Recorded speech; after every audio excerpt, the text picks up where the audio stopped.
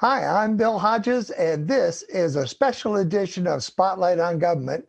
And with me today, I have Louise Thompson, who is the station manager here at TBCN. Louise, how great to have you. I've been trying to get you on the air with me for years. And I'm delighted to be here, Bill. Thanks so much for asking me to come. I'm happy to be here. It's kind of fun because this is one of the new Zoom things that we're doing. And we'll be doing a variety of these with a whole bunch of different people. And it's kind of fun to have you as my I guess I did have Guido on, but that wasn't one that we really wanted to do. Maybe we'll do him again later. I promised that we would do him again later. Louise, tell us the background of TBCN, Tampa Bay Community Network. Well, originally, when the cable companies came to town to try to get a franchise so they could dig up our streets and replace our antennas with cable and dig up our easements, they promised to give the city of Tampa and the county of Hillsborough 3 channels for their use on cable. One was for the government access television.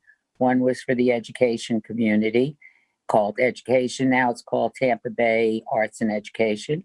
And one was for the public itself. And so they gave one for the public to get its training and to get anything it wanted to say out on the airwaves without censorship. The cable companies ran these channels from about 85 to the year 2000. At that point, both the city of Tampa and Hillsborough County turned over the management of the channels to Speak Up Tampa Bay and Public Access Television, Inc., a 501(c). We renamed the channels Tampa Bay Community Network. So that's how we're operating. And we operated, it was a partnership between the city and Hillsborough County and the University of Tampa, which played a big role in establishing public access in Tampa. And so those two entities were housed at the University of Tampa. Over by the ball fields. Yes, by the ball fields. And I understand also maybe where some animals were kept at the fairground. Yes, we've had a few come through here. Yes, we did.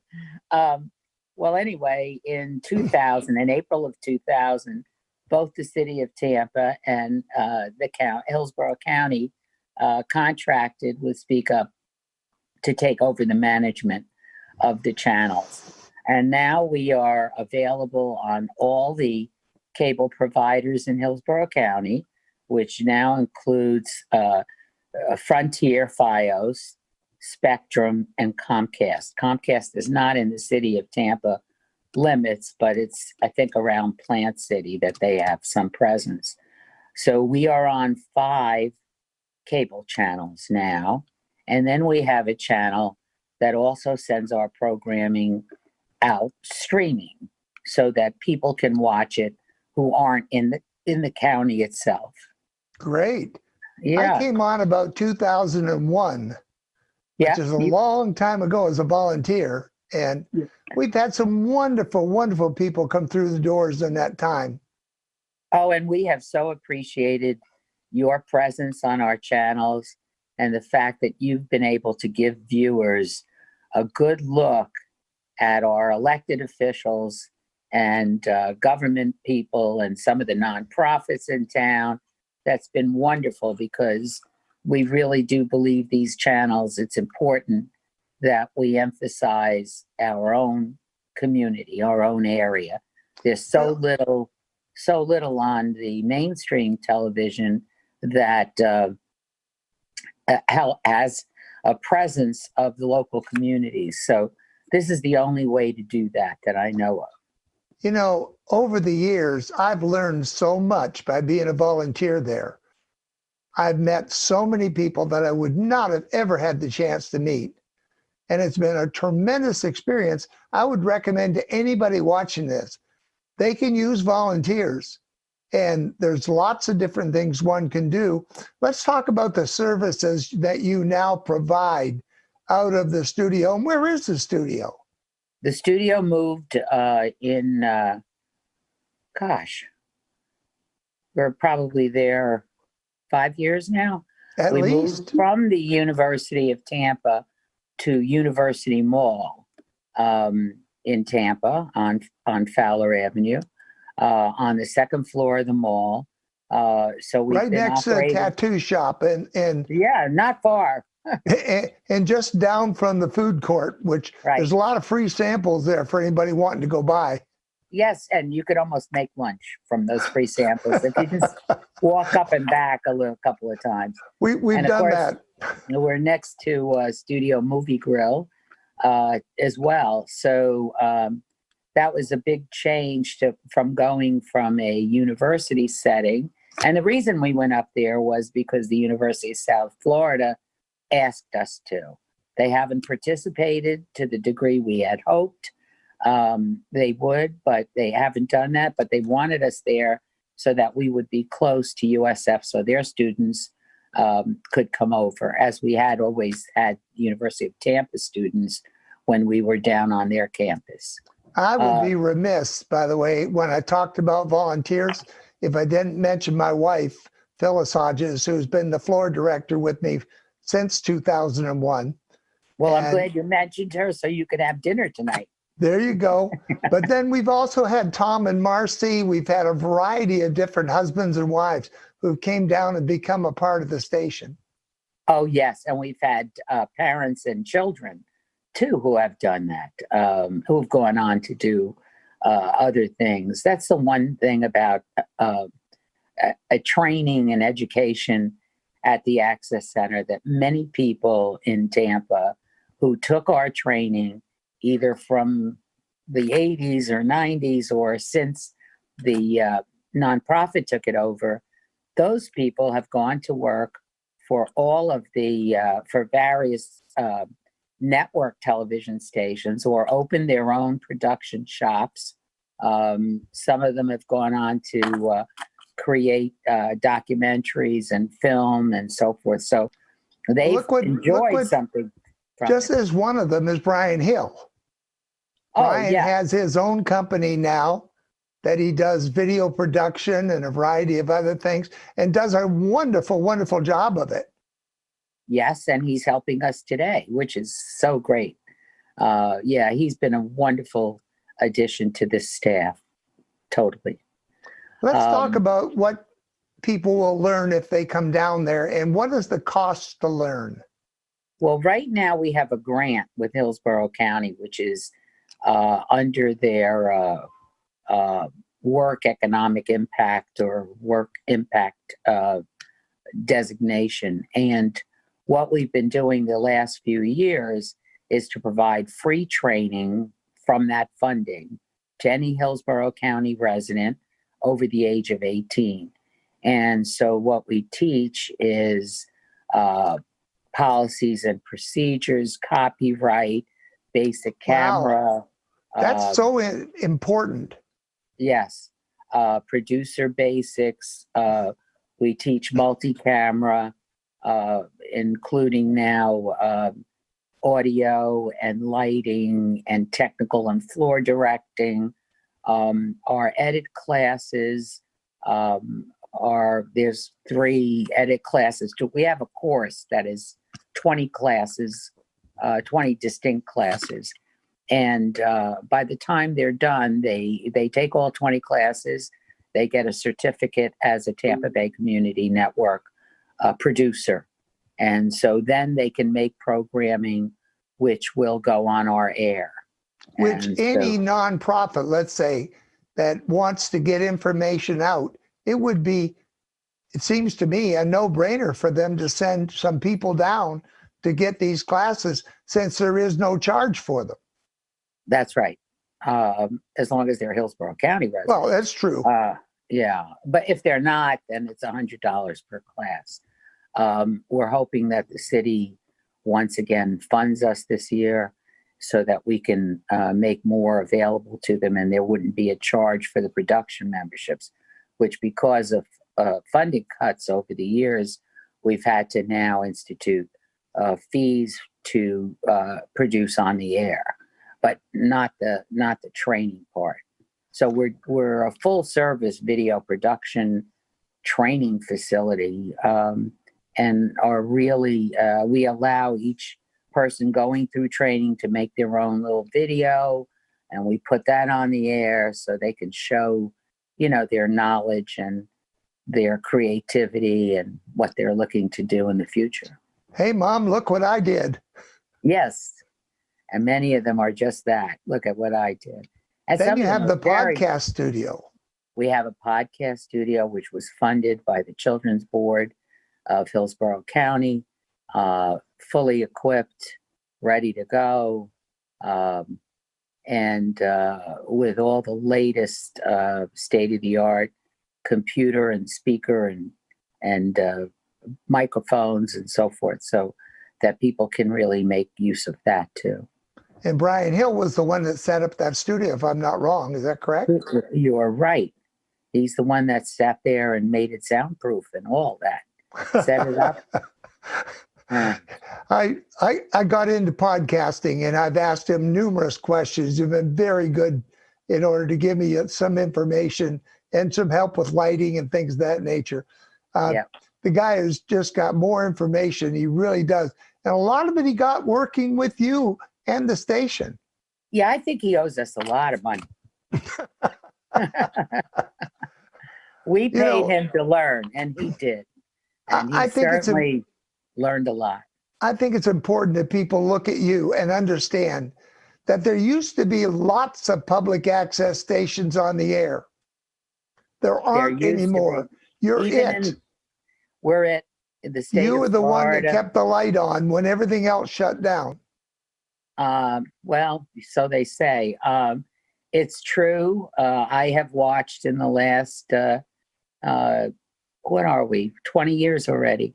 I have watched us lose the public access channels in Dunedin, St. Petersburg, Ocala, Miami, just all over the state. They've been completely lost. But, we're a free speech venue, meaning some of our, the public is capable and may want to go on television and perhaps criticize the local officials.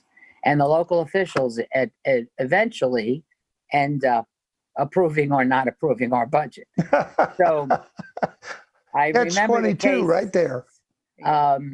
Anyway,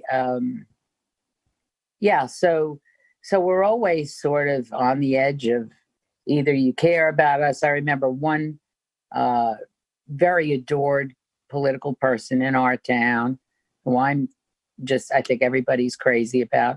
She once told me she liked watching criticism of the government officials because that's how she learned how people were feeling about things. So it's interesting better to know ahead of time than wait until election time. And it's a good thing to give people a voice so that can maybe dissipate some of anger or craziness that they may be feeling, as long as they have a voice, And some of those voices are early on. I'm just glad they're gone. Well, we have had a lot of turnover, I'd say, of those, and it is a good idea because some people really don't like some of those voices. On the other hand, they had quite a following. So what to tell you, they did another have quite catch-22. Let's talk a little bit. Go ahead. Let's talk about the funding. You mentioned it a couple of different times, but let's be more specific. How do you keep the doors open to this studio? Well, right now, what we've done, we've applied for many grants. And over the years, I would say, and this year as well, we got a grant from the state of Florida Cultural Affairs Division. And this year, we were approved for something close to $50,000 But when the governor signed the budget, we end up with, I think, 14,000 Ouch. because we're approved, but then the money has to be made available. We've gotten grants in the past for equipment and for training different segments of the public. We had a grant for several years from the CDC of Tampa under their coalition called the Economic Prosperity Center. They were being funded by United Way and funded us and several other agencies to help with people who were in trouble in our communities. We did a coalition with other nonprofits who provided shelter or financial help or a payment of their electric bill or whatever they were in trouble about. And we were providing the part where they could get training in a new occupation. We also had been, for a little while, funded by the Tampa Housing Authority to help their community get new jobs. With the thing with video production, which I always say, you got to be in video production these days because nobody is born and nobody dies without a video anymore. True. So video, yeah, you can't have a business without some sort of video on your website or on social media, which we now do teach social media and YouTube so that people can not only use the cable channels that we have, but other vehicles for distribution of their video. And so that's really good. We've had grants from different places. It's really drying up and it's really awful. Right now? Yeah. Yeah, when we first took over, our monies from the city of Tampa and Hillsborough County amounted to about $900,000 a year. And with the Hillsborough County cut us out completely in 2007. They came back a few years later and gave us some assignments, one of which was to produce programming for Career Source, which was then called Tampa Bay Workforce Alliance. Those are still popular. They're on. I think I did a few of those shows for you. Oh, they are on YouTube channels, and they still get about 1,000 views a week, which is fantastic. And they tell people how to get a job, how to do your resume, where to go if you wanted to start a business. So those are great, and they paid us for that. And then a couple of years ago, they started paying us for the training of people instead of what they all used to do before was pay us to manage the channels, which is what we really need. So right now we're down really low with this COVID-19 pandemic. It's terrible. And we are teaching all our classes online until we have a go to again use the studios, which is, tricky business to have to teach in a small edit suite or a small control room. So we're looking at how we're going to do that with Florida raging right now in terms of the numbers of people that have been affected by the virus. But we have taken the classes to online, so that's good. But we have borrowed some money with this Small Business Administration. We're hoping that FEMA comes through with additional dollars. And that's what's keeping us alive right now. And we're hoping that the next budgets for the city of Tampa and Hillsborough County give us additional funding, because our equipment is always needing updating or repair, and it's not cheap. So we need that. And then we've reduced our staff significantly since we took over in 2000. I think we were at 15 or more people. We're down to 3 full-time and a lot of part-time trainers and other people that are keeping us going, which is great. And people like you who volunteer their time and I don't tell get you it. what, I miss Pam Tobin so bad. Yes, we all What a do. wonderful person she is, and the other staff members are, well, they're just fabulous. But I Yes. miss, they're still there, so I get to see them, but I don't get to see Pam. No, Pam's now with another agency. Yeah. So yeah, I really appreciated Pam. Pam was an intern for me when I had my advertising agency. Oh, really? I didn't Yeah, know she that. was. That's how we got her over here. She worked for me for years. I had an advertising marketing company in West Shore for 20 years. And Pam came over as a student with the University of Tampa. And then she became my office manager, my right hand. And then after a few years, she got married and had children and went back to school to get a master's in library science. And when I was offered, I came in to speak up as a board member. And Yes. 3 years later, when our executive director resigned, the board asked me to fill in for 6 months until we could find somebody else. And when I went over there to do that, I thought, Pam, it's time for you to come back to work. Since I had trained her and she knew me well and I knew her well, so I asked her to join me and become our outreach coordinator, which she did a wonderful job. That executive director was out of Chicago, which was the Great Lakes region. There used to be regional networks of public access shows. And Well, there's a group, the guy who came over here, Greg, he was from not Chicago, well, it was Northeast, or excuse me, somewhere in the Great Lakes area. Michigan. Yeah, Michigan. He had seen some of my shows from when I was up in Ohio. Oh, And when I moved down here, he called me and said, look, I understand you're down here now. Would you come to the station? So that's actually how I got to come over to the station.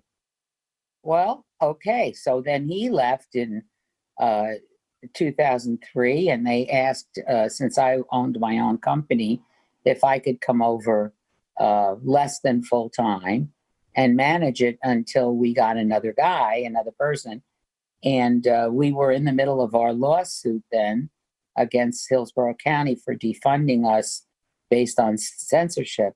And the judge told Hillsborough County we were going to win, and so they should negotiate it with us. So while we were doing that, Greg decided to leave. I came on, and 6 months later, when we were supposed to hire somebody else, the board said, you really should do it. So, And you've been doing it ever since, and doing and it. I've been doing it. Yeah, my 6 months turned into 17 years. So, and then I dropped my marketing company and just focused on this, which really, the reason we were chosen to manage the facility at all is because almost all of us were involved. It was a little group. We were involved in trying to get the community to get more press where it's concerned. And so we were doing something in journalism, which was kind of new then. So the reason they picked us was because we all had a great love of the First Amendment. So I had the agency, but I was also freelance writing, which I'd done for years. My degree's in journalism, Mass Comm. And Ben Easton, who was with Creative Loafing, Weekly Planet, Roy Kaplan, who had been with the Conference for Christians and Jews, National Conference of Christians and Jews, which later got renamed. But all of us were print kind of people, and all of us were First Amendment people. We did not have backgrounds in TV. Okay, before we lose time, and we're getting close to it, Louise. Yes. Let's go over what people can learn and do if they come to the studio. And how do they come? Do they call right now, I'm assuming because of the COVID crisis that you're not doing anything. But if they wanted to call and find out more information, what would they do? They'd call 813-977-5200, 977-5200, and they would ask to register for one of our online classes until we get back into the facility. They can also email if they don't want to talk to anybody on the phone. They can email info@tbcn.org.